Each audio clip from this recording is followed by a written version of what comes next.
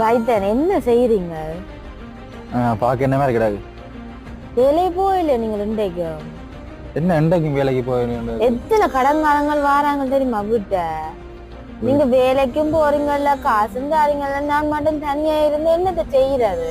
நீங்கள் நின்று கடன்காரனுக்கு பதில சொல்லுங்க. நான் உங்களை கடன் பண்ண சொன்னானோ இல்ல தானே? அப்ப என்னத்தை சாப்பிட போறீங்க? பட்டினி கிடப்பீங்களோ? ஒரு நேரம் சாப்பாடு இல்லாட்டி சாப்பாடு இல்லையோ சாப்பாடு இல்லையோன்றீங்க. இந்த விசர்க்காமல் போயிருக்கிற நான் மட்டும் தான் வேலையை போகணும். நான் மட்டும் தான் வேலையை போகணும். நீங்க என்ன செய்றீங்க? அப்ப எனக்கு ஒரு வேலை எடுத்தாங்க, நான் போய் உங்களுக்கு உழைச்சி சாப்பாடு தான்.